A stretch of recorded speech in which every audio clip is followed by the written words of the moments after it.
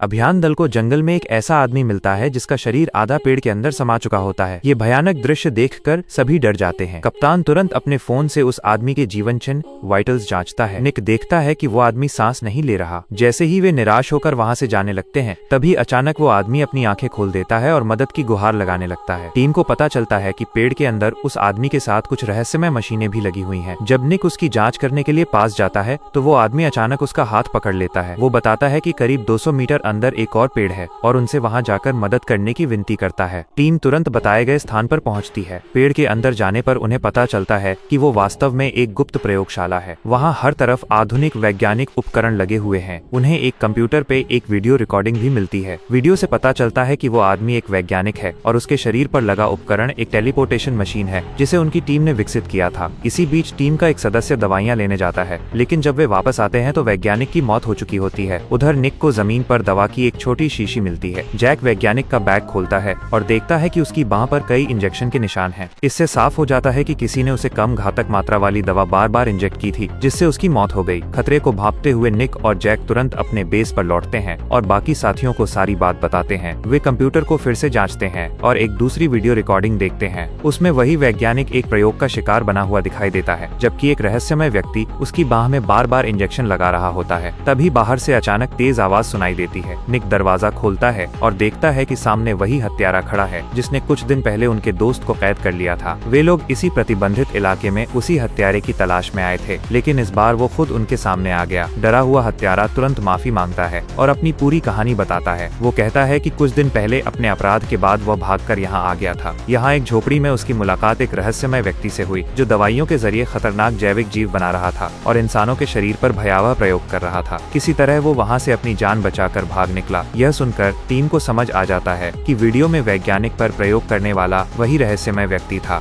इसके बाद सभी हत्यारे के साथ उस झोपड़ी तक पहुँचते हैं, लेकिन वे फिर देर कर चुके होते हैं। रहस्यमय व्यक्ति पहले ही मारा जा चुका होता है। उसके शरीर पर बने घाव देखकर पता चलता है कि उसे उन्हीं जैविक जीवों ने मार डाला जिन्हें उसने खुद बनाया था। खतरे को समझते हुए टीम तुरंत वहाँ से निकलने का फैसला करती है, लेकिन 3 घंटे तक लगातार चलने के बाद एक हैरान कर देने वाली घटना होती है। वे फिर उसी जगह पहुँच जाते हैं जहाँ से उन्होंने यात्रा शुरू की थी। निक ने वहाँ पहले ही निशान बना दिया था, इसलिए उसे पूरा यकीन हो जाता है कि वे उसी स्थान पर लौट आए हैं। अब निक को एहसास होता है कि वे इस रहस्यमय इलाके से कभी बाहर नहीं निकल पाएंगे।